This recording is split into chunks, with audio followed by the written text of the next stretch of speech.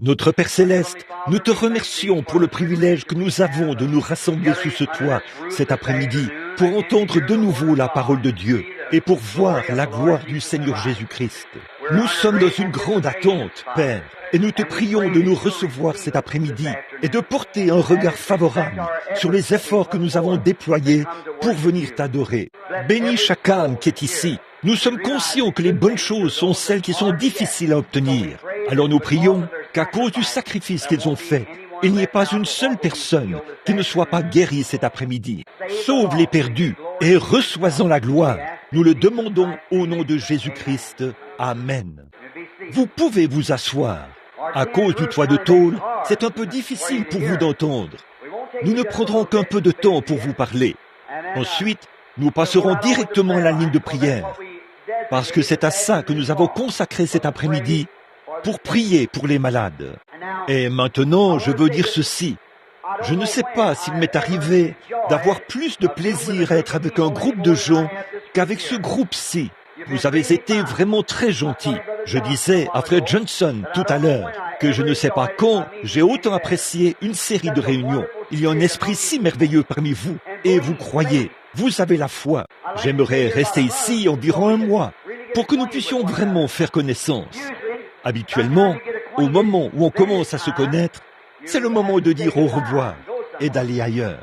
Je ne sais pas qui est ce petit policier, là, qui se tient à l'extérieur, sous cette pluie, nu-tête, pour essayer de diriger la circulation. Si quelqu'un le connaît, remerciez-le personnellement de ma part. Voulez-vous? Je vous le dis, il a vraiment fait du bon travail. Je veux remercier l'homme qui est venu ici et qui a nettoyé cet endroit et qui l'a arrangé pour ceci, afin que cette réunion puisse avoir lieu ici aujourd'hui. Je vous le dis, la communauté doit rendre un grand hommage aux hommes qui ont ce courage-là, qui font ça. Je dois vous rendre un grand hommage pour des gens qui viennent par un jour comme celui-ci. La plupart des gens resteraient à la maison.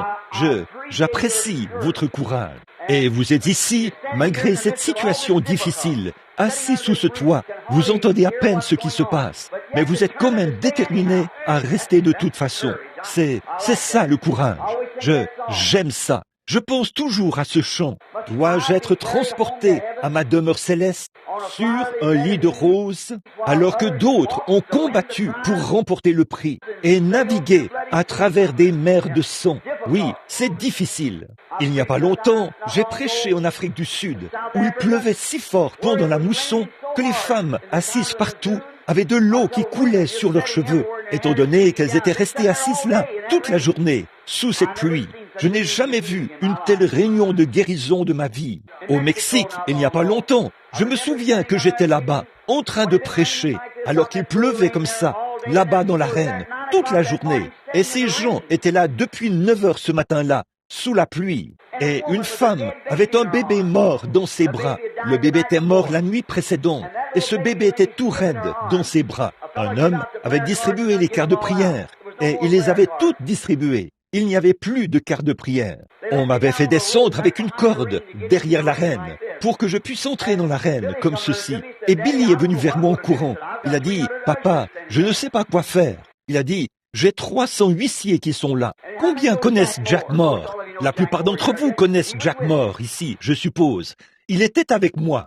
Il y a une petite femme là-bas, a-t-il dit, qui a un bébé mort. Il est mort ce matin. Il est environ 9 heures du soir.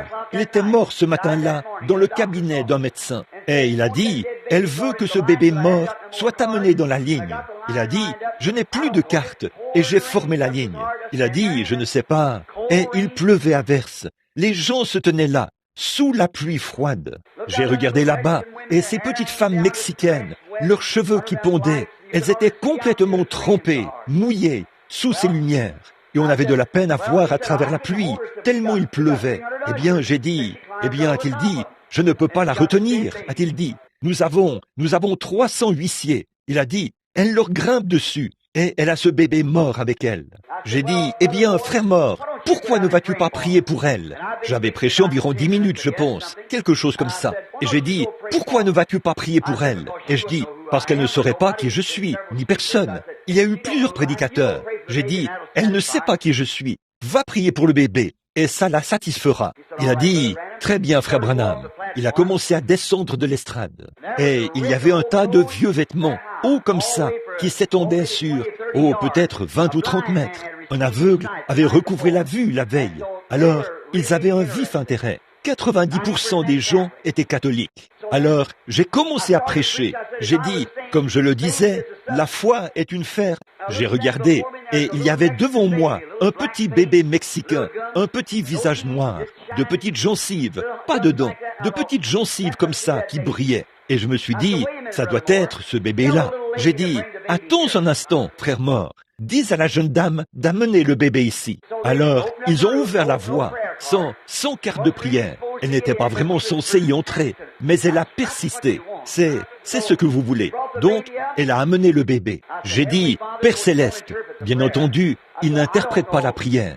J'ai dit, je ne sais pas s'il s'agit de ce bébé ou pas. Je viens de voir le petit bébé. Mais si c'est le cas, c'est que tu portes un regard favorable sur cette femme qui fait ce sacrifice. J'ai posé mes mains sur cette petite couverture bleue et sur ce petit corps raide, à peu près long comme ça, qui pondait dans les bras de cette femme. Et le bébé a poussé un cri et s'est mis à gigoter, à plein. Il criait aussi fort qu'il le pouvait. Le bébé était. Or, la petite dame est tombée à genoux et s'est mise à crier. Padre! Padre signifie père, vous savez. Elle tenait un chapelet. J'ai dit, ce n'est pas nécessaire. Et j'ai dit à frère Espinosa, un prédicateur pentecôtiste, beaucoup je suppose que vous le connaissez. Oui, frère Espinosa. J'ai dit, maintenant, n'écris surtout pas que ce bébé était mort. Je ne sais pas. La seule chose que j'ai vue, c'était cette vision. J'ai dit, envoie quelqu'un avec cette femme, et qu'elle aille chez le médecin pour que ce dernier signe une attestation à ce sujet. Et la Voix des hommes d'affaires chrétiens a récemment publié cette déclaration. Le médecin a rendu témoignage que le bébé est mort d'une pneumonie double dans son cabinet ce matin-là, à 8h45. Et il était 10h du soir quand le Seigneur Jésus lui a redonné la vie à cause d'un sacrifice. Or, c'est tellement vrai. Dieu dans le ciel sait que c'est vrai. Une attestation certifiée du médecin. L'attestation est maintenant entre les mains des hommes d'affaires chrétiens, dont Demos Shakarian est le directeur international. Il a l'attestation signée par le médecin. Le bébé est mort d'une pneumonie double ce matin-là. Et à 22h ce soir-là, le bébé a été ramené à la vie à cause de la foi d'une mère qui a persisté en ce qu'elle a fait. C'est vrai, tout comme la petite femme sunamite a persisté pour arriver jusqu'à Élie, tout comme la grecque, la syrophénicienne, a persisté pour arriver jusqu'à Jésus. Elle savait que sa fille souffrait d'épilepsie. Pourtant, elle n'était même pas juive. Le réveil n'était pas pour son peuple. Et alors, quand il est arrivé, qu'elle est arrivée jusqu'à lui, il a dit, « Il n'est pas bien que je prenne le pain des enfants et que je le donne aux petits chiens. » Il l'a appelé un chien. Elle a dit, « C'est la vérité, Seigneur. » Vous voyez que la vraie foi attestera que la parole est la vérité. Oui, Seigneur, mais les petits chiens mangent les miettes sous la table du maître. Il a dit, « À cause de cette parole, ton enfant est guéri. » Et elle l'a reçu de la même manière, parce qu'elle a persisté. Merci beaucoup, mes amis. Que le Seigneur bénisse chacun de vous, les musiciens. Sœur Anne Green, ici, et tous mes amis. Je vois ici que beaucoup de mes amis sont venus pour cette réunion. Aujourd'hui, j'ai vu frère et sœur Evans. Je ne sais même pas s'ils peuvent m'entendre ou pas. Ils viennent de Macon, en Géorgie. Sœur Anne Green, ici, et tous ceux de Memphis, dans le Tennessee, et frère Palmer, et sœur Palmer, et leurs amis, et frère Parnell, un de mes amis dans le ministère, là. Je les vois assis un peu partout ici en ce moment. Des amis personnels. Frère J.T., ici, de là-bas, en Géorgie, et son ami aussi. Et nous sommes certainement reconnaissants de vous avoir tous ici, et de votre foi, et de votre confiance. Certains de ces gens conduisent jusqu'à Jeffersonville, dans l'Indiana, tous les dimanches où je prêche là-bas. Ils viennent simplement pour écouter. Alors, je vous le dis, le monde n'est pas digne de ces gens-là, à mon avis. C'est moi qui le pense. Vous ici, nous formons un grand groupe de Christ unis. Nous croyons en lui. Et maintenant, ce ne serait pas une réunion si je ne prenais pas quelques minutes pour lire la parole et faire quelques commentaires. En effet, si vous êtes assez fidèle pour rester ici aussi longtemps, je veux être assez loyal pour faire cela, pour lire l'Écriture et faire quelques commentaires. Après quoi, nous commencerons la ligne de prière. Maintenant, aujourd'hui, je vais lire dans l'Écriture, dans Marc, chapitre 16, pendant quelques instants pour en tirer un contexte. Je vais commencer au verset 14.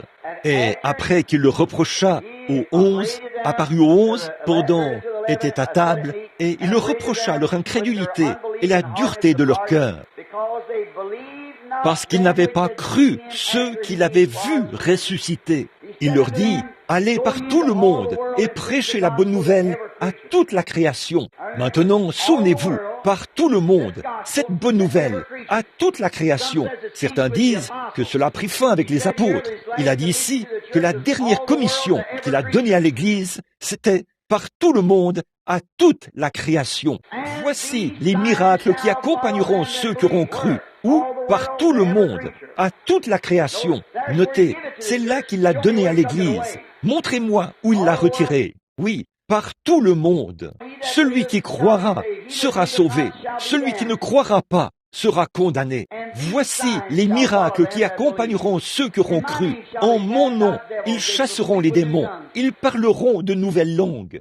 Ils saisiront des serpents. S'ils boivent quelques breuvages mortels, ils ne leur feront point de mal, de tort. Ils imposeront leurs mains aux malades, et les malades seront guéris. Le Seigneur, après leur avoir parlé, fut enlevé au ciel, et il s'assit à la droite de Dieu. Et ils s'en allèrent prêcher partout. Le Seigneur travaillait avec eux, confirmait la parole par les miracles qui l'accompagnaient. Amen. Maintenant, je crois que ce passage de l'Écriture est la vérité. Avant que j'oublie, mon fils m'a dit, il y a quelques instants, qu'une jeune femme et son mari de l'Arkansas m'ont fait un gâteau d'anniversaire et me l'ont donné. Beaucoup d'entre vous m'ont donné des cartes et tout. Je n'ai pas encore eu le temps de les regarder. Merci beaucoup. Que Dieu vous bénisse. Et j'espère que que nous passerons tous un anniversaire éternel là-bas, où nous nous assiérons. Et je veux passer 10 000 ans avec chacun de vous. Simplement nous asseoir et parler. Et nous n'aurons pas moins de temps pour parler que lorsque nous aurons commencé. C'est la vérité. Alors, je vous remercie pour tout ce que vous avez fait. Maintenant, je vais prendre juste une dizaine de minutes, ou 15 ou plus, peut-être, si le Seigneur le veut, pour faire quelques commentaires. Je veux dire ceci, c'est que j'ai confiance que mon sentiment m'a conduite pour venir ici. Vous, les pasteurs, vous vous êtes sentis conduits à parrainer ma venue. Cela m'a donné une porte ouverte. Vous, les gens, vous avez été assidus en venant. Et chaque fois, Jésus n'a pas manqué de se montrer à nous, dans le signe de l'heure où nous vivons. Et j'ai confiance que sa résurrection, son être éternel, d'éternité, et sa présence vous ont poussé à l'aimer et à le servir plus que vous ne l'avez jamais fait de toute votre vie, à prendre la décision ferme dans votre cœur de lui rester fidèle et de vivre plus près de lui, vivre mieux. Une fois, j'ai entendu une histoire qu'on m'a racontée à propos de l'époque où il y avait des esclaves ici, dans le sud. Ils les vendaient dans les marchés et ainsi de suite, comme ils le faisaient à l'époque des esclaves. Ils les amenaient sur l'île de la Jamaïque. Ensuite, les gens de ce côté-ci, ils les faisaient entrer clandestinement et ils les achetaient comme esclaves, ce qui était légal à cette époque-là. Ils allaient là et les achetaient et trouvaient de bons esclaves bien costauds. Eh bien, ils faisaient accoupler cet esclave costaud à une femme costaude pour engendrer un meilleur homme. C'est pour ça qu'ils sont les champions du monde aujourd'hui, dans différentes choses, dans leurs combats. On les a fait se reproduire comme le bétail, et ainsi de suite. Mais là, il y a eu un acheteur une fois. Un négociant est allé dans une plantation où il y avait une centaine d'esclaves pour en acheter. Et ces esclaves étaient tristes. Il fallait les fouetter pour les faire travailler, parce qu'ils étaient loin de chez eux. Ils avaient été emmenés clandestinement, capturés. On les avait pris captifs et ils avaient été emmenés clandestinement. Et il fallait les fouetter pour les faire travailler parce qu'ils étaient découragés. Ils étaient loin de chez eux. Ils ne verraient plus jamais papa et maman. Ils ne verraient plus jamais leurs femmes ni leurs enfants. C'était quelque chose d'attristant. Et ce négociant, un jour, il est passé dans une plantation. Il a dit, « Combien avez-vous d'esclaves » Il a dit, « Environ 100. » Il a dit, examinez-les. Il est allé là-bas et il a remarqué combien ils étaient tous. Mais un jeune homme, on n'avait pas besoin de le fouetter. Il bombait le torse. Il avait le menton relevé. toujours à faire ce qu'il faut. Alors le négociant, l'acheteur, a dit au propriétaire, il a dit, dites donc, j'aimerais acheter cet esclave.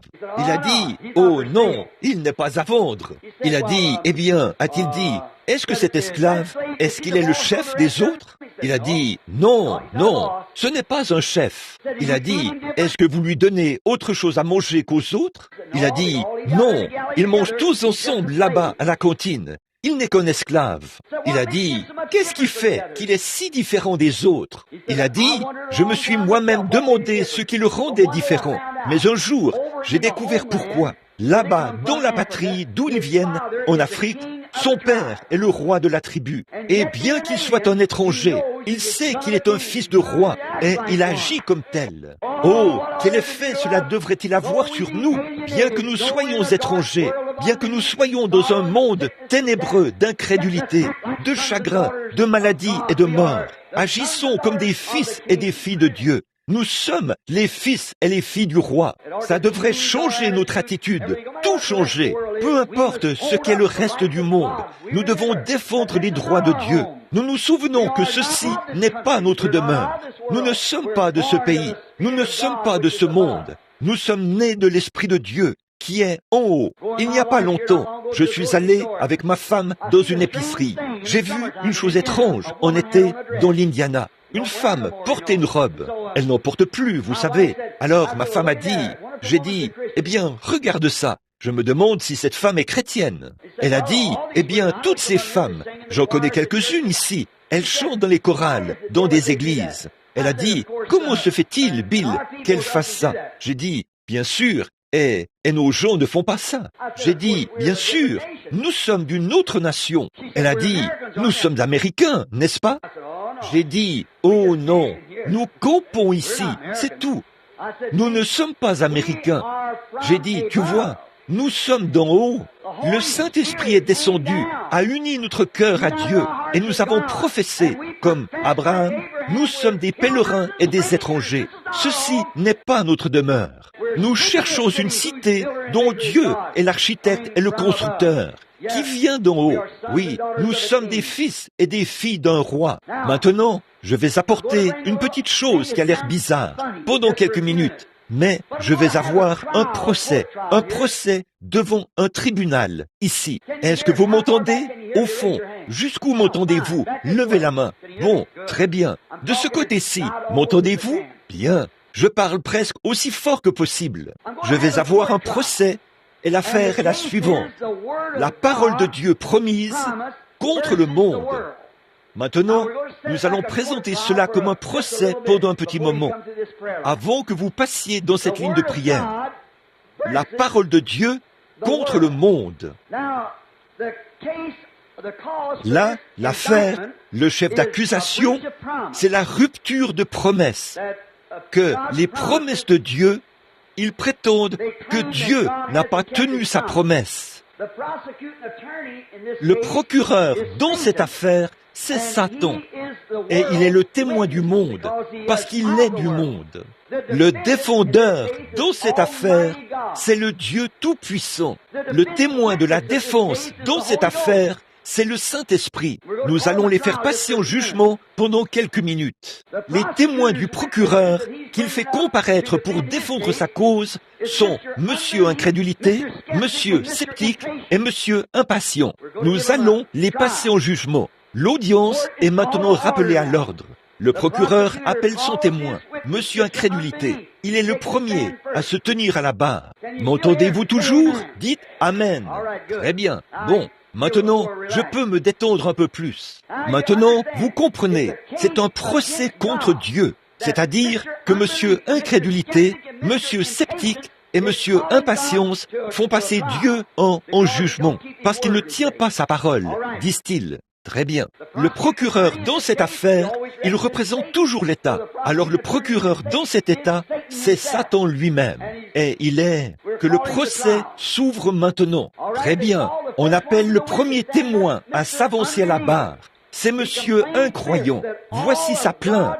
Toute la parole promise de Dieu n'est pas vraie. Là, il va passer en jugement pour cela. Maintenant, écoutez attentivement. Ne manquez pas cela. Il déclare que Marc 16, que je viens de lire, lui a été prêché dans une soi-disant réunion du Saint-Esprit, où d'autres ont déclaré être guéris. Et cela lui a été prêché il y a 2 ans, et il n'y a encore aucun changement en lui, que ces miracles n'accompagnent pas le croyant. Il a dit qu'il déposait cette plainte contre cela. Très bien. Il s'assoit. Nous appelons le témoin suivant. C'est monsieur sceptique. Il prend le passage de l'écriture de la parole de Dieu dans Jacques 5, 14. Et il a dit qu'il se trouvait à un endroit où on déclarait que les anciens avaient été appelés. Il a été oint d'huile et on a prié pour lui.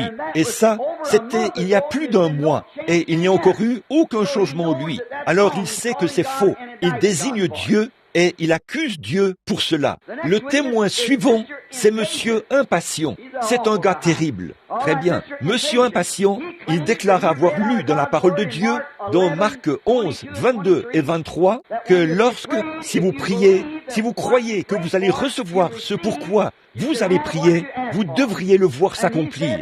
Et il a dit qu'il avait demandé de pouvoir déposer ses béquilles, après avoir lu la parole et avoir demandé à Dieu de le guérir. Et il a demandé de pouvoir déposer ses béquilles, et ça fait 5 ans, mais il n'a jamais pu les déposer depuis. Alors ils prétendent, Dieu n'est pas en droit de mettre des promesses aussi irréfléchies dans sa parole. Maintenant, comprenez-vous les arguments déposés contre Dieu? Dieu n'est pas en droit de faire cela, mettre des passages de l'Écriture comme Marc 11, 23, 22 et 23, et Marc 16, Jacques 5, 14.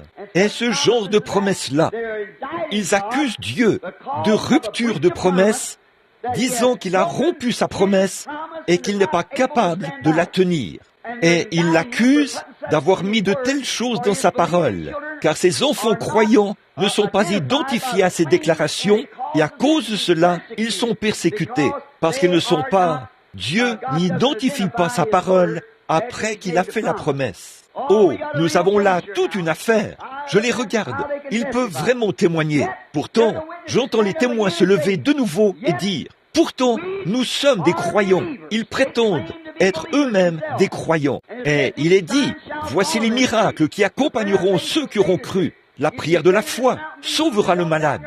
Si vous dites à cette montagne, ôte-toi de là, et que vous ne doutez point en votre cœur, cela arrivera. Et nous sommes des croyants. Et pourtant, quelqu'un se lève de nouveau et dit, mais lui qui est Dieu a promis que tout est possible aux croyants.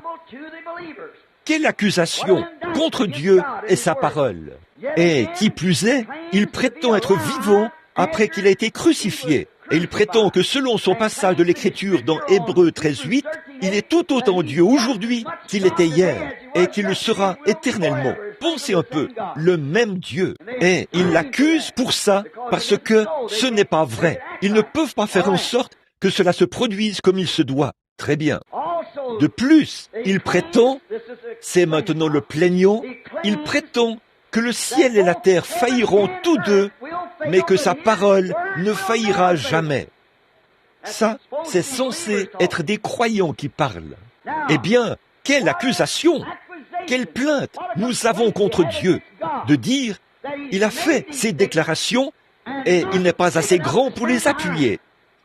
Qu'est-ce que vous dites de cela? Et Satan, le procureur, est assis là. Il représente le monde pour prétendre ces choses que Dieu a rompu des promesses parce que ces gens sont allés, ont assisté à ces réunions et ont accepté que ces choses que Dieu a dites étaient vraies. Et pourtant, il ne leur est rien arrivé. Bon, maintenant, laissons les témoins du procureur céder la place pendant un instant. Vous savez, il y a une autre version des faits. Maintenant, nous appelons le témoin de la défense. Le témoin de la défense du défendeur, c'est Dieu. Le témoin de la défense, pour Dieu, c'est le Saint-Esprit. Faites-le avancer là-bas. Écoutons son témoignage. Oh là là! Premièrement, il attire l'attention sur la mauvaise interprétation de la parole que le procureur a donnée aux gens. C'est vrai, car il est le même interprète qu'Ève a eu. Il est le même interprète qu'Ève a eu.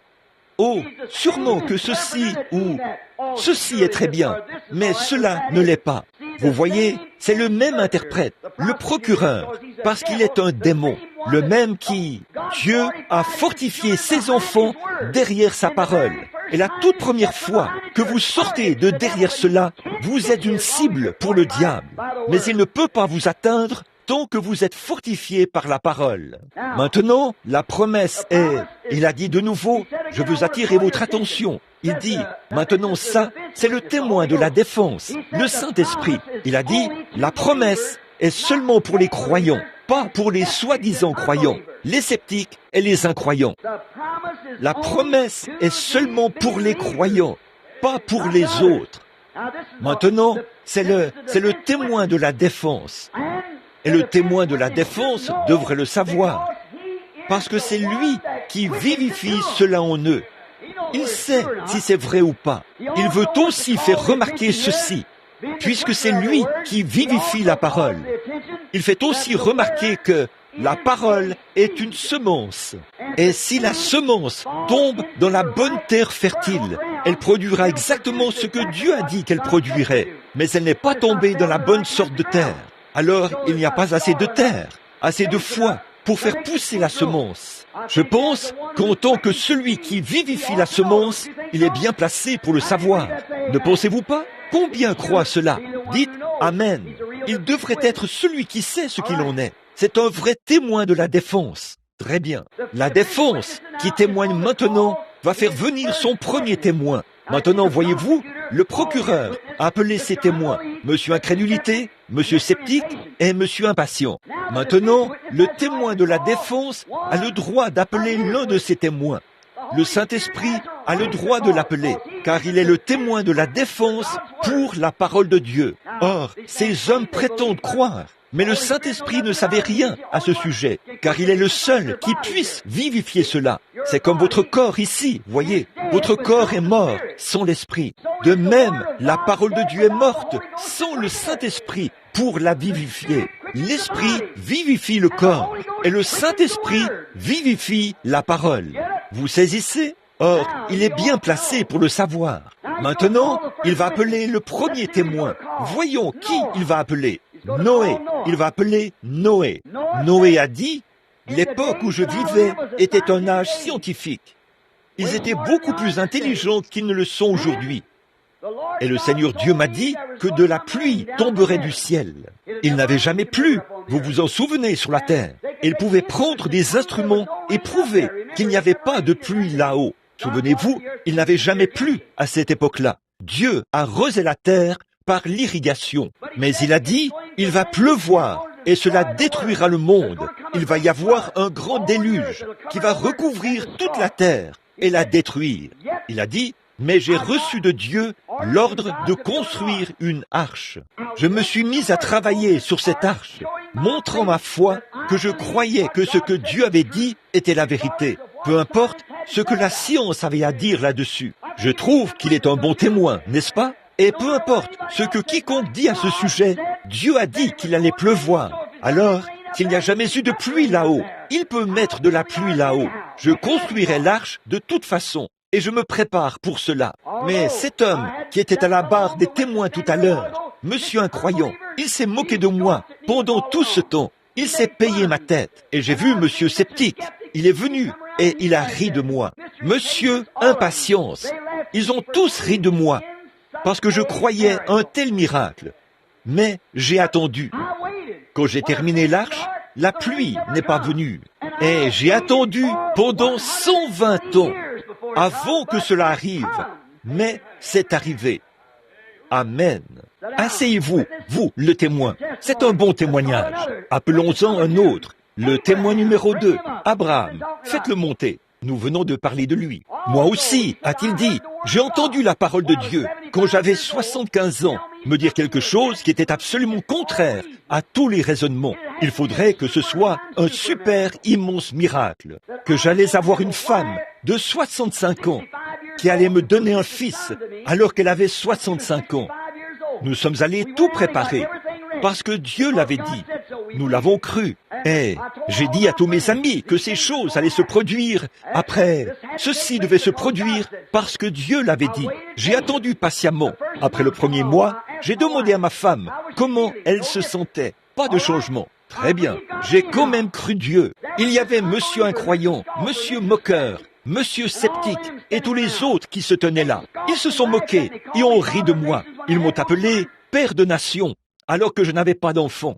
Et j'ai continué à croire chaque mois que cela arriverait. Elle prenait de l'âge de plus en plus, mais 25 ans plus tard, Dieu a tenu sa parole, montré qu'elle est vraie. C'est arrivé. Abraham, c'est un bon témoignage. La parole n'a jamais dit quand. Il a dit qu'il le ferait. Il a dit, je vais te donner un enfant, un fils, par Sarah.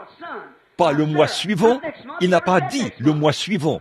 Il a dit qu'il le ferait, pas quand. La prière, ils imposeront les mains aux malades, et les malades seront guéris. C'est ça qu'il faut. La prière de la foi sauvera le malade, et Dieu le relèvera. Restez dans la ville de Jérusalem, jusqu'à ce que vous soyez revêtus de la puissance d'en haut. Pas pendant une journée, 2 heures, 10 jours, 10 ans, jusqu'à ce que la puissance vienne. Ces hommes-là sont de vrais témoins de la défense. Il n'a jamais dit quand nous aurions le bébé, a dit Abraham, mais il a dit que nous l'aurions. Et pendant tout le temps que ces situations s'élevaient contre moi, je suis resté ferme. En effet, je n'ai pas douté devant l'incrédulité des gens. J'ai tenu bon. Très bien, Abraham, asseyez-vous. Maintenant, prenons un autre témoin. Le témoin numéro 3. Faisons venir Moïse. Voyons ce qu'il dira. Eh bien, a-t-il dit, j'étais un scientifique. J'avais passé 40 ans dans le désert, après avoir échoué au travail. Mais un jour, j'ai rencontré Dieu. Et cette voix, une colonne de feu, là-bas dans le désert, m'a dit, une voix scripturaire, que l'heure était proche, qu'il avait entendu les cris de son peuple, qu'il s'était souvenu de sa promesse, et qu'il allait descendre pour les délivrer. Et il m'envoyait pour faire ce travail. Je lui ai demandé un signe. Il m'a donné un signe. Il m'a donné un autre signe. Les 2 signes auraient une voix. Il a dit, puis, s'il ne croit pas à tous ces signes, verse de l'eau de l'océan sur le sol. Elle se changera en sang. C'est ça, c'est tout. Pharaon était fini à ce moment-là. Il a dit, s'il ne croit pas à ces signes, à ces voix, malgré tout, je suis descendu là-bas, dans l'exercice de mes fonctions, exactement comme Dieu m'avait dit de le faire. Jéhovah, le « Je suis », m'a dit d'aller opérer ce signe. Et j'ai présenté ce signe devant le pasteur Pharaon. Et j'ai jeté ma verge par terre. Et vous savez quoi? Il a essayé de donner l'impression que c'était louche, comme si c'était un tour de magie. Et il a fait venir des imitateurs charnels pour se moquer de ça, pour faire la même chose. Mais je savais que c'était la parole de Dieu et que j'étais venu pour faire sortir ces enfants de là. Peu importe ce qui se passait, j'ai quand même cru la parole de Dieu. Alors, je suis resté ferme avec elle. Amen. Moïse, tu es un vrai témoin. Ça n'avait pas d'importance qu'ils essayent d'imiter cela, qu'ils essayent de faire quelque chose qui y ressemble. Il est resté ferme. Les magiciens sont arrivés. Tu vois, a dit Pharaon, tu vois, c'est un tour facile. C'est Belzébul, de la télépathie mentale ou quelque chose comme ça. J'ai des hommes ici, des magiciens, qui peuvent faire la même chose. Des diseurs de bonne aventure, pour ridiculiser cela, quelle que soit la chose. Cela n'a pas arrêté Moïse. C'était la parole du Seigneur, parce que c'était un signe scripturaire qui l'accompagnait. Oh oui, a-t-il dit, monsieur incrédulité, monsieur sceptique, et tous les autres étaient toujours autour de moi. Mais je m'en suis tenu strictement à cette parole, sachant que c'était Dieu qui avait prononcé la parole. C'est à Dieu de s'en occuper, pas à eux. Il m'a dit que j'allais emmener ses enfants au pays promis. Il m'a dit que j'allais les faire sortir de là et que j'allais revenir à cette montagne où c'est arrivé. Je ne sais pas comment. Pharaon m'a menacé de mort, et tout est arrivé. Mais je suis resté fidèle à la promesse. Finalement, Dieu a vaincu l'ennemi et je les ai fait traverser la mer Rouge à sec. Dieu a tenu sa promesse et je suis arrivé directement à la montagne où il m'avait dit que j'irais. À cette même montagne. Vous voyez, il avait cru que c'était Dieu et il est resté ferme. Prenons le témoin numéro 4. Étant donné que nous sommes pressés, prenons le témoin numéro 4. Josué, qui a succédé à Moïse. Josué a dit, je suis allé là-bas avec les espions. J'avais été envoyé. 12 d'entre nous ont été envoyés, un de chaque dénomination. Et il a dit, nous sommes allés là-bas et nous avons regardé. Et les voici qui sont revenus, effrayés, et ont dit, eh bien, Nous sommes comme des sauterelles à côté de ces gens-là. Oh là là, ils sont plus grands que nous. Ce sont des hommes puissants. Ils le sont tous. Nous sommes comme des sauterelles. Et il a dit, à Kadès Barnéa, j'ai fait taire le peuple. J'ai dit, attendez un instant. Vous regardez un géant et à l'opposition. Je regarde à la promesse de Dieu. Dieu a dit, je vais vous donner le pays. Amen. J'ai fait taire les gens parce que la parole a promis cela. Alors, jour après jour, ils revenaient et disaient, où est le pays? Où sont le lait et le miel? Josué, tu as aussi promis cela. Où est-ce? Dieu s'en chargera. Et il a laissé tous ces incroyants mourir. Il m'a gardé en vie. Il a suscité une autre génération. 40 ans plus tard, nous avons pris possession du pays. Dieu l'avait dit. Et souvenez-vous, il n'était qu'à 2 jours de route. Il les a simplement retenus pendant 40 ans à cause de leur incrédulité. Peut-être qu'en moins de 5 minutes, vous seriez guéris. Votre incrédulité vous en tiendra éloigné aussi longtemps que vous vivrez. Il faut que vous croyiez. Il est un vrai témoin, Josué. Oui, monsieur, ils se sont emparés du pays 40 ans plus tard. Nous avons tant de témoins que nous pourrions appeler. Mais si vous voulez bien m'excuser, j'aimerais être son prochain témoin. J'aimerais me présenter à la barre en tant que son témoin, si ça ne semble pas trop personnel. Je suis son témoin. Je veux être son prochain, son 5e témoin. Comment Dieu peut-il prendre un gratteron et en faire un grain de blé? Un pêcheur, issu d'une famille pécheresse. Ils avaient tous des fusils et ils sont morts de mort violente. Des contrebandiers d'alcool et n'importe quoi d'autre. Eh bien, je n'ai rien eu à faire là-dedans. Ma mère, qui est dans la gloire aujourd'hui, a dit qu'à l'heure où je suis né, cet ange du Seigneur est entré par la fenêtre et s'est tenu au-dessus du berceau où j'étais. Ils en ont la photo aujourd'hui dans les galeries scientifiques des arts religieux. C'est connu dans le monde entier. Dieu a promis de faire ces choses. Alors que j'étais un petit garçon, une voix m'a parlé. Elle a dit, ne fume jamais, ne chique jamais, ne bois jamais et ne souille jamais ton corps d'aucune façon. Tu auras une œuvre à accomplir quand tu seras plus âgé. Ça m'a fait peur, bien sûr. Qu'est-ce que je connaissais de la religion? Les miens étaient catholiques pour commencer. Comment pouvais-je connaître quoi que ce soit au sujet de ces choses? Je n'avais jamais été à l'église de ma vie. Ils se sont tous les deux mariés en dehors de l'église. Alors ma mère et mon père, étaient tous les deux irlandais. Alors, ils se sont simplement mariés en dehors de l'église. Et nous ne pratiquions aucune religion. Nous vivions comme une bande de chiens. Nous avions une espèce de petite roulotte, comme des campeurs, ça et là où nous pouvions trouver une petite cabane, où nous pourrions payer le loyer de 3 ou 4 dollars par mois. C'est comme ça que nous vivions. J'étais un petit garçon nu-pied qui transportait de l'eau pour un alambic de whisky un jour quand Dieu, dans sa souveraineté, il tient toujours sa parole.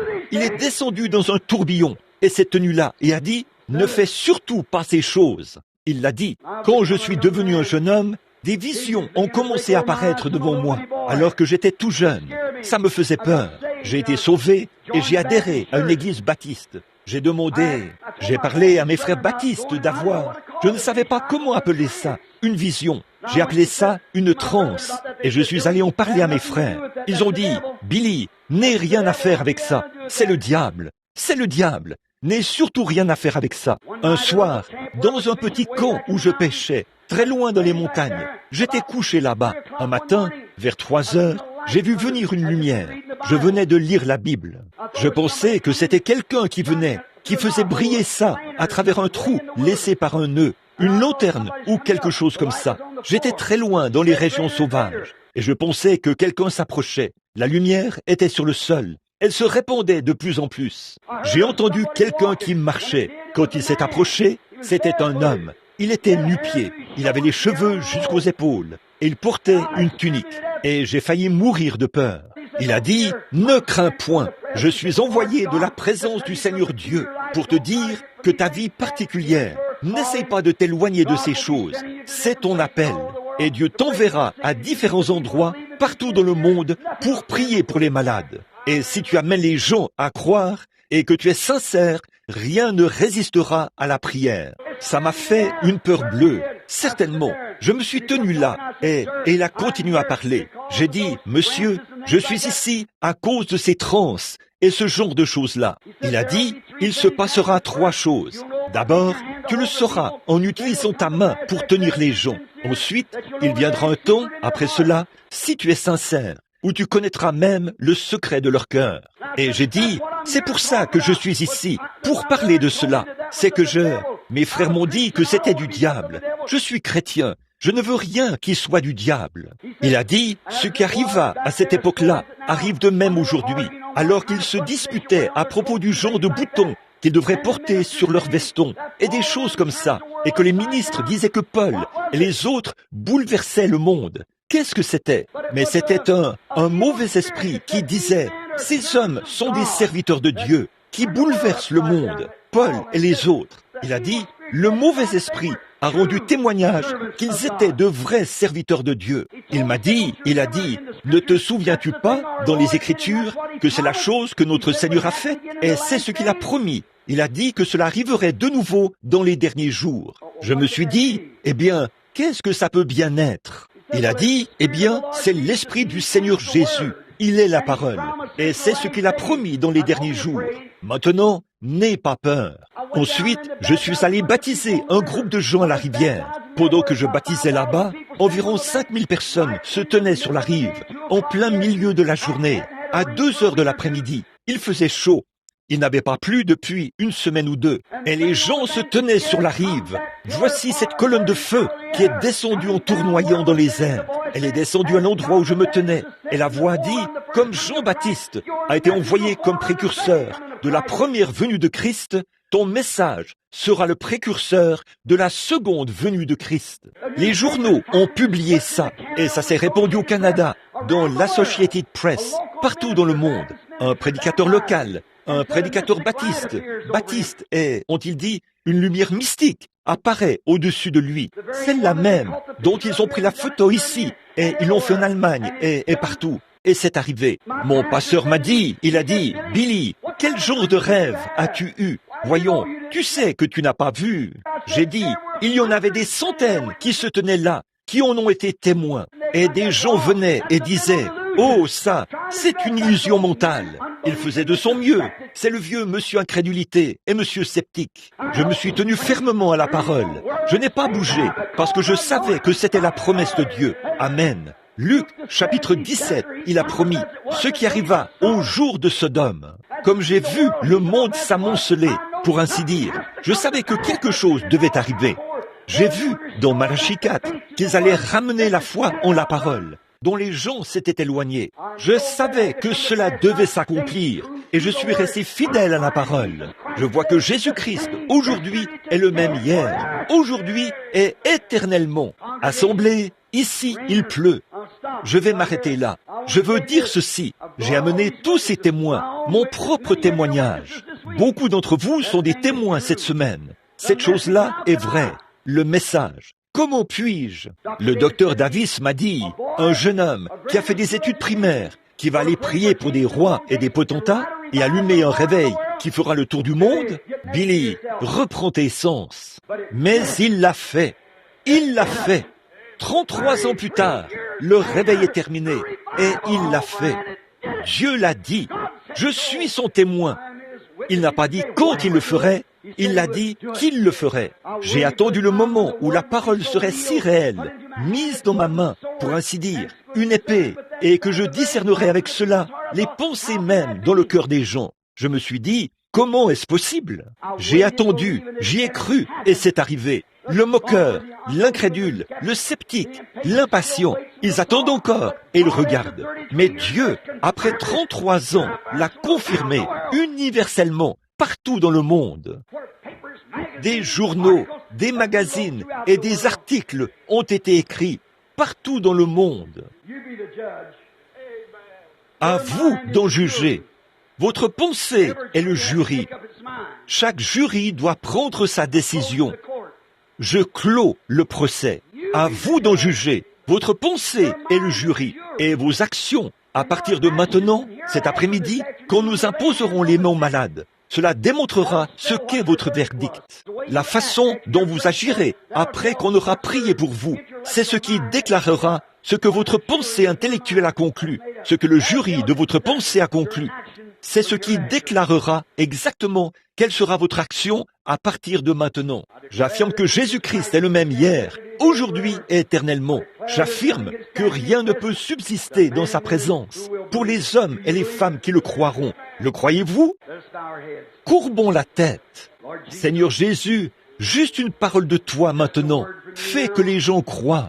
Ils sont assis ici. Je n'avais pas l'intention de faire ça, Père. Mais ils ont été si patients. Alors, je le demande maintenant. Ne le veux-tu pas sur mon propre témoignage? Nous pouvons lire dans la Bible le témoignage de ces personnages, le témoignage des incroyants. Nous voyons qu'ils ont toujours condamné cela. Ces pharisiens, les gens religieux de l'époque, ont condamné Jésus-Christ. Mais il était prouvé qu'il était le Fils de Dieu. Ils ont dit, tu te fais Dieu. Il était Dieu. Il agit comme Dieu. Il a prêché comme Dieu. Il a guéri comme Dieu. Il est ressuscité des morts comme Dieu. Il est monté en haut comme Dieu. Il est Dieu. Il vient en tant que Dieu. Nous le croyons. Au milieu de tous les problèmes, tu es toujours Dieu. Ton témoignage surpasse tout, Seigneur. J'ai rendu témoignage, ou j'ai parlé du témoignage de ces autres hommes. Je pourrais en appeler des milliers de milliers, des deux côtés. Le sceptique, l'incroyant, est l'homme qui ne peut pas attendre assez longtemps. Tu n'as jamais dit quand. Tu as dit s'ils imposent les mains aux malades. S'ils croient, les malades seront guéris, quel que soit le moment. Tu n'as jamais dit à Abraham quand le bébé allait naître. Tu n'as jamais dit à Moïse quel jour il ramènerait le peuple à cette montagne. Tu n'as jamais dit à Noé quel jour la pluie tomberait. Tu ne leur as jamais donné un moment précis. Et tu ne nous en as pas donné non plus. Tu as dit, si tu peux croire, si tu dis à cette montagne, et que tu ne doutes pas dans ton cœur, ce que tu as dit s'accomplira. Si tu le crois, tu as dit, voici les miracles qui accompagneront ceux qui auront cru. S'ils imposent les mains aux malades, les malades seront guéris. Seigneur, j'ai remis cela entre les mains des gens. C'est à eux de décider. Je leur ai prouvé par la Bible, et nous le savons tous, que l'expiation a été faite. Il a été blessé pour nos transgressions. C'est par ses meurtrissures que nous avons été guéris. C'est au passé. Pour fermer la bouche du sceptique et de l'incroyant, qui ont dit qu'il n'est pas ressuscité et qui essayent d'en faire une sorte de Dieu historique dans la religion. Seigneur, je te prie de le faire apparaître de nouveau parmi nous cet après-midi et prouve à cet auditoire que tu es ici, celui qui a prononcé la parole, le Dieu que nous avons passé en jugement. Pour moi, tu es trouvé juste, Seigneur Dieu. Tu as fait tes preuves, ô Dieu. Rends-toi si réel que chaque homme et chaque femme, ces pauvres gens assis ici, dans cette grange qui ruisselle ici, ils essayent d'entendre la parole. Rends-la si réelle pour eux, ô Père. Montre que tu es Dieu parmi nous, pour les gens dans tous les âges. C'est comme une chose bizarre pour eux quand cela arrive. Quand ils étaient en mer ce soir-là et que tu es venu vers eux, ils pensaient que ça avait l'air fantomatique. Ils ne savaient pas ce que c'était. Et ils ont crié. Mais cette voix répondue, c'est moi. La voix de l'Écriture parle cet après-midi, disant que c'est maintenant l'heure, c'est maintenant le temps. Sodome et Gomorrhe et toutes ces autres choses arrivent exactement comme elles étaient censées arriver. Et te voici, montrant à la postérité royale d'Abraham que tu es vivant. Et le Fils de l'homme est révélé en ce jour de Sodome. Père céleste, fais que les gens voient, et quand ils s'avanceront, puissent-ils prendre la parole de Dieu, tout comme Abraham l'a fait. Peu importe quand le bébé, nous pourrions appeler Ésaïe sur la scène, et Ésaïe aurait pu témoigner. Il aurait dit, le Seigneur m'a dit, une vierge concevra. S'il pouvait ressusciter et nous parler cet après-midi, sans doute qu'il dirait, chaque jeune fille israélite, tout au long de ma vie, s'attendait à concevoir par le Saint-Esprit, chacune d'elles. Mais tu l'as dit, tu l'avais écrit, tu m'as identifié comme ton prophète. Et les paroles que j'ai dites ont été confirmées par toi. Mes visions étaient vraies, et les gens ont cru cela pendant une génération ou deux, puis cela a finalement disparu. Pourtant, après 800 ans, une vierge a conçu et un bébé est né. Son nom était conseiller, prince de la paix, Dieu puissant et Père éternel. 800 ans plus tard, ô Seigneur Dieu, Qu'est-ce qui se passe avec ces gens, nous qui sommes sur cette terre aujourd'hui, qui prétendons être la postérité royale d'Abraham, alors que lui, il a attendu 25 ans, espérant et ayant la foi face aux choses impossibles, de voir un miracle s'accomplir. Et tu l'as fait. À combien plus forte raison pouvons-nous accepter ta parole, alors que tu es le même Dieu visible qui est apparu à Abraham, qui apparaît ici devant nous dans une chair humaine, de la même manière que tu l'as fait devant Abraham. Oh Dieu, fais qu'il le voie, que tout le monde le voie cet après-midi et qu'il prospère. Chaque fois que les gens passeront et qu'on leur imposera les mains, puissent-ils quitter ce bâtiment en se réjouissant et ne jamais reprendre ces choses, mais croire comme Abraham et tous les autres patriarches. Tu as dit que cela arriverait, et cela arrivera, s'ils ne se lassent pas. Accorde-le, au nom de Jésus. Amen. Oui, je crois. Vous croyez. Je crois que Jésus-Christ est le Fils de Dieu. Je crois qu'il est ressuscité des morts. Je crois qu'il est plus que capable d'accomplir n'importe quelle promesse qu'il a promis d'accomplir. Il peut tenir chaque parole qu'il a prononcée, et il le fera pour nous ici cet après-midi, pourvu que nous le croyions. Or, il n'a jamais dit « Allez et tirez les gens d'un coup sec de leur fauteuil roulant et prenez les cas de maladie cardiaque et faites ceci ». Il n'a pas dit cela. Il a dit « Imposez les mains aux malades et les malades seront guéris ». Ça, ce sont les croyants. Maintenant, le Saint-Esprit est son témoin de la défense ici. Il sait si vous croyez cela ou pas. Ne venez pas en présumant. Prenez cette présomption, prenez cette espérance et prenez cet imaginaire. Mettez-les sous vos pieds et dites « J'ai la foi, je sais que ça va arriver. Quelque chose va se produire. » Que pensez-vous que cela signifie pour moi qui me tiens ici, mes amis? Que pensez-vous que cela signifie pour moi qui me tiens ici, comme c'est le cas maintenant, devant des auditoires qui s'élèvent parfois à des milliers et des centaines de milliers? Et j'affirmerai qu'il est vivant et que son esprit m'a dit que la parole qu'il me donnerait, Dieu pourrait-il faire quelque chose sans pouvoir le confirmer? Vous voyez, il a dit qu'il le ferait. C'est la parole. Et me tenir ici, devant les auditoires, où les sceptiques, les incroyants et tout le reste sont assis, par dizaines de milliers, et pourtant le voir, l'appeler sur la scène. Croyez-vous qu'il est ici? Très bien. Quelqu'un qui est proche, pas mes amis, là. Si vous êtes malade, n'importe qui, mes amis, combien ici, juste ici devant moi, savent que je ne vous connais pas? Levez la main comme ceci. Maintenant, il y en a ici qui me connaissent. Vous voyez, de ce côté-ci, ils me connaissent, ici même. C'est vrai, n'est-ce pas, frère? Vous tous qui êtes de ce côté, voyez, regardez bien. Vous voyez, ils me connaissent. Mais de ce côté-là, vous ne me connaissez pas. Combien dans cette rangée-ci ne me connaissent pas? Levez-la. Y a-t-il quelqu'un dans ces 3 rangées ici, juste ici, qui me connaît, qui sait que je sais quelque chose à votre sujet et tout? Levez la main. Est-ce que je vous connais là-bas? Je vous connais, frère? Je ne crois pas qu'il m'ait compris, parce que je ne le connais pas. Il ne me connaît pas. Non, vous ne me connaissez pas, n'est-ce pas, monsieur?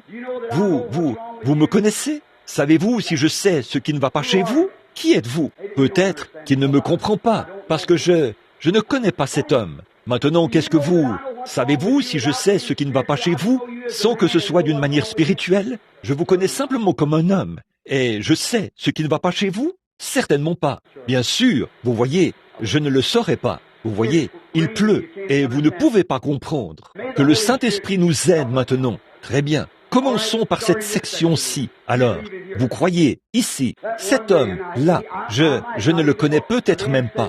L'homme qui est assis là, il a levé la main. Vous voyez, je ne pense pas. Il ne me connaît pas. Je sais qu'il ne me connaît pas. Mais il a simplement avait quand même levé la main. Je ne le toucherai pas. Alors, vous voyez, que vous soyez tous, que le Seigneur vous bénisse, que quelqu'un prie ici. Croyez-vous, chacun de vous, croyez-vous en lui, de tout votre cœur. Croyez. Voici une petite dame. Je vais appeler une personne. Je vais commencer à parler, simplement parler à quelqu'un, pour que le Saint-Esprit commence à agir. La petite dame qui est assise là, Croyez-vous que je suis le serviteur de Dieu? Vous, la petite dame, assise juste ici. Voyez, vous, très bien. 2 d'entre vous ont hoché la tête. Très bien. Alors nous vous prendrons toutes les 2. Très bien. La dame ici, vous avez hoché la tête, comme ceci. Vous portez une robe rose. Si Jésus-Christ peut me dire quel est votre problème, ou quelque chose à votre sujet, croirez-vous que je suis son prophète?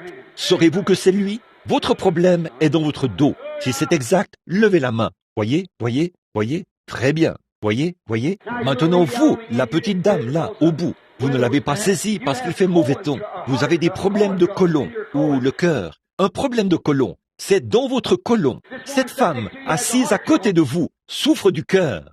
Si c'est exact, vous, les 3 femmes, levez la main. Et je vous suis inconnu. Vous voyez? Maintenant, croyez-vous? Ayez la foi. C'est tout ce que vous avez à faire. Une petite dame, assise juste ici, qui regarde droit vers moi. Je ne vous connais pas. Vous m'êtes inconnu. Vous ne me connaissez pas. Assise juste là, avec un petit blanc, qui regarde droit vers moi. Oui, vous. Ah oui, vous ne me connaissez pas, mais vous souffrez, n'est-ce pas? Vous étiez un peu inquiète à propos de quelque chose. C'est une grosseur dans votre sein. Si c'est exact, levez la main. Là, vous dites, vous avez vu une grosseur. Il n'y a aucune grosseur visible. Est-ce exact? Il n'y a aucune grosseur visible. Et je ne vous connais pas. Croyez-vous que Dieu peut me dire qui vous êtes? Cela vous aidera-t-il un peu? Est-ce que ça aiderait l'auditoire? Maintenant, souvenez-vous, la femme a levé la main. Levez la main, je ne vous connais pas. Que Dieu m'aide. Madame Patterson, c'est exact. Croyez-vous? Au fait, c'est votre belle-mère qui est assise là, à côté de vous. Croyez-vous? Elle veut qu'on prie pour elle. Elle est venue dans ce but-là. Croyez-vous que Dieu peut me dire quel est son problème? Son problème, ce sont ses yeux et ses oreilles. Si c'est exact, levez la main. C'est exact. Il vit. Il est toujours Dieu. Voici une dame assise là-bas qui souffre d'épilepsie. Elle souffre d'épilepsie et elle a des problèmes gynécologiques. Et son nom est Mademoiselle Wood. Si c'est vrai, levez-vous. Levez-vous si c'est vrai. Je n'ai jamais vu cette femme de ma vie. Le démon vous a quitté là, sœur. Que Dieu soit loué. Si tu peux croire, croyez simplement. Voici une dame assise juste là. Elle est très faible. Elle est malade. Elle vient de sortir de l'hôpital. Elle a des problèmes d'estomac. Elle s'appelle Mademoiselle Kitchens. Levez-vous et croyez de tout votre cœur. Jésus-Christ vous rétablit. Je ne l'ai jamais vu de ma vie. Voici une dame qui a des problèmes de vésicule biliaire. Croyez-vous aussi de tout votre cœur que Dieu vous guérira? Madame Whittaker, croyez-vous de tout votre cœur que Dieu vous guérira? Si c'est vrai, levez-vous. Si nous sommes des inconnus l'un pour l'autre. Croyez-vous qu'il est ici? Qu'est-ce que c'est? C'est le témoin de la défense de Dieu. Alléluia!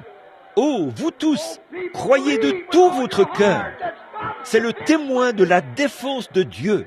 Comment le jugez-vous? Croyez-vous qu'il a raison? Croyez-vous que sa parole est vraie? Il a promis, toute la semaine, j'ai prêché là-dessus et j'ai montré dans la Bible qu'il ferait ceci en ce jour-ci. Croyez-vous que c'est la vérité? Jugez-vous? Quel est votre jugement? Croyez-vous? Ceux qui ont des cartes de prière de ce côté-ci, levez-vous et tenez-vous dans le milieu de l'allée, ici. Ceux qui ont des cartes de prière dans cette ligne-là, tenez-vous au milieu de l'allée, par ici.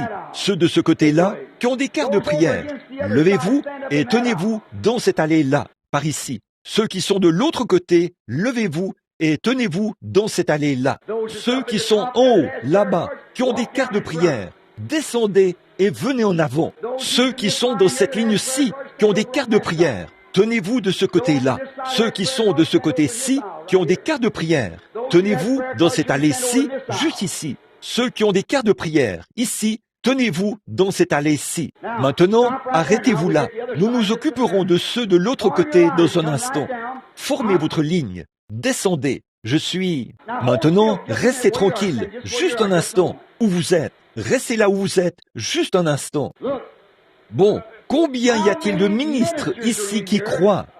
De vrais hommes qui craignent Dieu et qui croient que Jésus-Christ est le même hier, aujourd'hui, éternellement. Que la dernière commission qu'il a donnée à son Église, c'était « Voici les miracles qui accompagneront ceux qui auront cru. S'ils imposent les malades seront guéris. Combien d'entre vous, les ministres, croient ça? Si vous le croyez, avancez-vous et tenez-vous ici avec moi pendant que nous prions. Donc, quand ces gens seront guéris, ils verront que ce n'était pas seulement frère Branham. C'est vous aussi. Tenez-vous juste ici. Formez 2 rangs juste ici, là où la ligne passera. Oh là là, qu'est-ce que Dieu pourrait faire d'autre? Je ne connais rien d'autre. Regardez les ministres qui viennent pour être témoins de cela. Descendez, formez votre rang dans cette direction-ci. C'est très bien, c'est d'accord. Nous nous occuperons d'eux. Maintenant, je vais demander à frère Borders, l'organisateur, de venir ici à ce micro. Et je veux qu'il veille à ce que la ligne avance avec ordre, pour que les gens arrivent par ici, puis repartez par là, puis retournez à votre place. Vous voyez, quand vous avancez. Maintenant, tous ceux qui m'entendent, levez la main. Écoutez, que ceux-là qui sont les plus éloignés avancent en premier, qu'ils viennent dans cette direction-ci et qu'ils fassent le tour. Ensuite, faisons venir les prochains. Passez juste derrière les ministres ici, alors qu'on prie pour vous, et retournez à votre place. Alors, laissez Billy, il vous indiquera par où passer, et vous dira comment entrer dans la ligne. Puis, dès que ceci sera terminé, nous leur demanderons de se lever, de se déplacer de ce côté-là, et de venir par ce côté-ci. Maintenant, tous ceux qui comprennent, levez la main maintenant. Très bien, d'accord. Maintenant, frère Borders sera ici au micro pour attester ce que vous devez faire. Très bien. Maintenant, regardez, la raison pour laquelle je fais ceci, c'est parce que je veux que vous compreniez. Je ne connais pas ces frères-ci. J'en connais 2 ou 3. Ils sont peut-être méthodistes, baptistes, presbytériens. Je ne sais pas qui ils sont. Ce n'est pas nécessaire que je dise cela, voyez. Maintenant, je veux que vous sachiez qu'après mon départ, la plupart du temps, un évangéliste vient en ville et il fait tout. Vous voyez, c'est lui qui prie pour les malades et tout. Vous voyez, ce n'est pas bien. Je veux rester en dehors de ce tableau. Je veux que vous voyiez Jésus. Cette semaine, j'ai fait de mon mieux pour vous montrer qu'il est ici. Et si vous avez la foi, tendez simplement la main vers lui et saisissez-le. Vous n'avez pas besoin de venir dans la ligne. Mais si vous voulez suivre cette écriture, sa présence divine, vous avez touché son vêtement. Regardez un peu, ces gens qui étaient debout il y a quelques instants. Dieu dans le ciel sait que je ne les ai jamais vus de ma vie. Et je pourrais commencer là, mais je m'évanouirai après quelques minutes. Combien savent que Jésus, quand cela lui est arrivé, cette femme qui a utilisé le don de Dieu, elle s'est affaiblie. Combien savent que la vertu qui est sortie de lui, c'était sa force. Et je suis un pécheur. Mais Jésus a dit, vous en ferez davantage, car je m'en vais à mon Père. Maintenant, nous allons prier. Et je veux que ces ministres soient avec moi. Je vais aussi me tenir juste là, imposer les mains à chacun des malades. Et maintenant, si vous... Souvenez-vous, écoutez cela, croyez-le, à moins de venir dans la ligne en croyant. Maintenant même, c'est réglé pour toujours. Ne venez pas. Ça ne fera qu'empirer votre situation. Cela entravera votre foi. Mais si vous croyez que vous êtes dans la présence de Jésus-Christ, et non pas dans la nôtre, ses serviteurs, et nous ne faisons qu'accomplir, rendre témoignage, alors que nous vous imposons les mains, que nous croyons que ceci est la vérité. Et quand nous vous imposons les mains, croyez-le, et repartez d'ici en vous réjouissant, en disant « Merci Seigneur, tout est réglé. » Surtout, ne changez jamais d'avis. Maintenant, souvenez-vous, je vais répéter ceci. Écoutez attentivement. Votre pensée est votre jury dans cette affaire. Et vos actions, à partir de maintenant, prononceront ce qu'est votre jugement. Vous venez ici et vous dites, eh bien, je ne sais pas. Vous voyez comment vous l'avez jugé. Il passe en jugement devant chacun de vous. Il est ici, en votre présence. Sa parole est ici. Il confirme sa parole. Vous êtes ici. Il passe en jugement devant vous, pas devant moi. Moi, je crois en lui. Il passe en jugement devant vous. Et si vous le croyez, et si vous le jugez fidèle à sa parole, maintenant, ils ont presque terminé de préparer la ligne. Donc, ils la forment là, voyez-vous. Simplement, j'attends simplement qu'il ait préparé. Déplacez-vous là et formez une longue ligne. Et quand vous sortirez, retournez tout droit dans la direction d'où vous êtes venu. Si vous avez cru en lui, alors quelque chose va arriver. Souvenez-vous là. Il n'y a aucune puissance dans aucun de ces ministres. Il n'y a aucune puissance en moi. Il n'y a aucune puissance en aucun homme pour guérir. Mais nous avons l'autorité de Dieu pour faire ceci. Nous n'avons pas la puissance, nous avons l'autorité. Voici notre autorité. La parole de Dieu et la présence de Jésus-Christ prouvent qu'il est ici. Quoi donc? Vous devriez être guéris, chacun de vous. Maintenant, courbons tous la tête, alors que nous adressons une prière. Et frère Borders se tiendra ici, il dirigera les chants et orientera les gens. Alors que vous avancez maintenant, priez et croyez. Vous tous, frères ministres, vous voyez pourquoi j'ai fait ceci. Ainsi, quand je partirai, votre assemblée aussi saura, ces gens qui seront guéris, que vous êtes aussi un serviteur de Dieu. Il n'y en a pas qu'un seul. Dieu n'a pas qu'un seul serviteur. Il y en a des milliers, tous ceux qui y croiront. Courbons la tête. Vous avez autant le droit de prier pour les malades que moi, que Roberts ou n'importe qui d'autre. Père Céleste, je te remercie encore dans mon cœur, et je sais que c'est dans les cœurs ici. Tu as raison de mettre ces choses dans la parole, car nous avons vu cela à l'œuvre, et nous savons que c'est la vérité. Et nous savons que ça marchera pour chaque personne. Et nous te prions maintenant, Seigneur, nous conditionnons notre propre âme, alors que nous savons que tu es ici. Tu nous as exaucés, tu nous as annoncé ta parole. Tu es ici. Maintenant, puisses-tu nous oindre, Seigneur, afin que lorsque nous aurons imposé les mains à ces malades, ces pauvres malades qui sont assis ici, sous la pluie cet après-midi, puisse chacun d'entre eux être guéri, rentrer à la maison et recouvrer la santé. Puisse-t-il être comme Abraham, appeler les choses qui ne sont point comme si elles étaient, parce que Dieu a fait la promesse. Et tu es celui qui a dit, s'ils imposent les mains aux malades, les malades seront guéris. Tu n'as jamais dit qu'ils seraient guéris tout de suite, mais tu as dit qu'ils le seraient. Et nous le croyons, Seigneur. Aide chaque personne à le croire, Seigneur. Alors que nous remettons la réunion entre tes mains, au nom de Jésus-Christ, nous suivons tes commandements. Amen. Maintenant, que la ligne de prière commence. Frère Borders, prends la place. Crois que le Seigneur vous bénisse. La raison pour laquelle j'ai joint mes mains aux vôtres, les frères ministres, c'était parce que certains d'entre vous souffraient aussi, vous savez, et vous vous déplacez ici, vous priez pour les autres, sans demander pour vous. Ce n'est pas juste. Je crois, alors que nous avons joint nos mains, je crois que Dieu a honoré cela. Et voici maintenant, voici ceux qui n'ont pas pu venir à la réunion. Maintenant, prions pour ces mouchoirs. Père Céleste, la Bible nous enseigne que il prenait des mouchoirs et des linges qui avaient touché le corps de Saint Paul. Nous ne sommes pas Saint Paul, mais tu es toujours Jésus. Et nous te prions, ô Dieu, d'envoyer tes bénédictions avec ces mouchoirs et de guérir chacun d'eux sans exception. Rétablis-les, Seigneur, pour ta gloire. Au nom de Jésus-Christ, nous prions et les envoyons. Amen. Je veux dire ceci, que j'ai vu, passant dans la ligne, des femmes et des hommes tenir des bébés, et ils étaient mouillés. Souvenez-vous de ce que je dis, mes frères pasteurs, que dans quelques semaines, vous verrez qu'une chose glorieuse s'est produite ici. Ils seront guéris. Je dis que 90% d'entre eux seront guéris. C'est vrai. Oh, je n'ai jamais senti une telle forme de foi. C'était vraiment merveilleux. Je vois que vous, maintenant, agissez simplement, continuez et agissez comme si tout était terminé. Peu importe si vous ne l'avez pas senti. Il n'a jamais dit « l'as-tu senti ?» Il a dit « l'as-tu cru ?»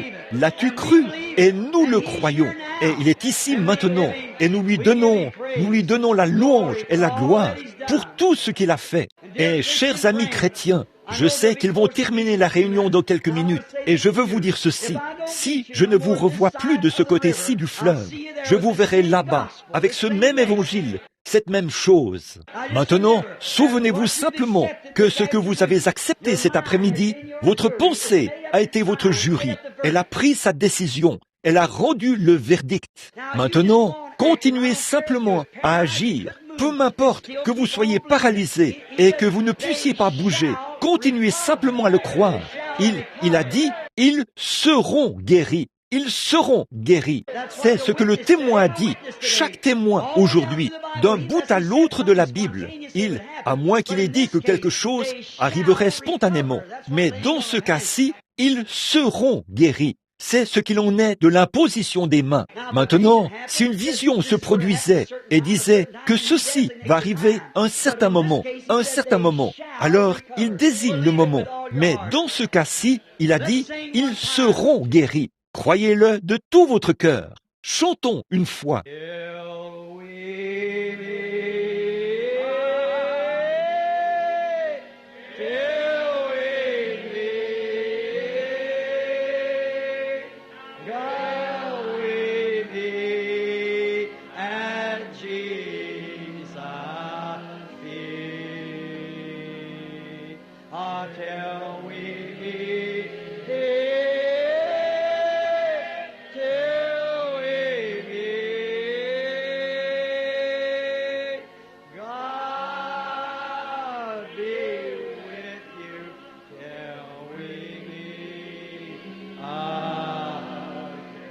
Maintenant, juste avant, serrez la main à quelqu'un près de vous. Dites que Dieu vous bénisse, amis chrétiens. Ne vous déplacez pas. Restez là. Serrez les mains autour de vous. Que Dieu vous bénisse, amis chrétiens. Que Dieu vous bénisse. Que Dieu vous bénisse, frère. Que Dieu vous bénisse, frère. Que Dieu vous bénisse. Que Dieu te bénisse, Roy. Maintenant, levons les mains vers Christ et chantons. Fermons les yeux et levons les mains maintenant.